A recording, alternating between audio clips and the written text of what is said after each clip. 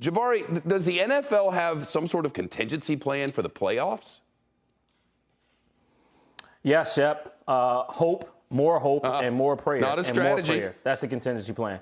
Yeah, it's not a strategy, but that's what the contingency plans are. Because, listen, I think with this outbreak over the last week, what we know these sports leagues can't do, and that's control the virus. They can't control, if players get positive or negative. They can't control anything. The virus is going to control everything. And so what the NFL is going to do, one real plan is obviously you mentioned increase or, kind of strengthen up their protocols a little bit. Now you go into virtual meetings only. You're going to more mask enforcement, more restrictions that's going to hopefully stop the outbreak. Because remember something, Shep, the NFL is getting into critical territory here because their playoffs start in a little less than a month, okay? And so they do not want to miss or have to postpone playoff games because if you do that, you're lessening the product. The competition gets all of a sudden in jeopardy as you're looking at the Cleveland Browns versus the Las Vegas Raiders right now. That's a complete mess with a third-string quarterback. You don't want to have your playoff games impacted and possibly your Super Bowl impacted over more outbreaks. So we'll see if these new enhanced protocols that they add will do some help. Let's hope so. NBA, though, fans are a lot closer to the players.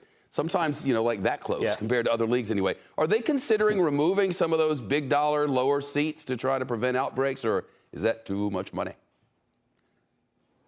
No, absolutely not, because at that point you're messing with basketball-related income, and if you do that, then that means you're going to have a fight on your hands between players and owners about how much money is going to be lost and how much players have to give back. So right now, that's not up for discussion. I think they've tasted what it's like for 40% of their revenue to be canceled. Adam Silver came into this year saying $10 billion is what they're projecting. And if they get rid of those lower bowl and those courtside seats, and they're already suffering amongst the corporate suites because corporate companies have not yet returned fully to arenas. So if you eliminate those courtside and those lower bowl seats, then you're talking about a substantial hit to your revenue. And I don't think the NBA wants to play with that, particularly coming off of the year they just came off of. Money. Jabari, great to see you. Have a good week. Have a good week ahead.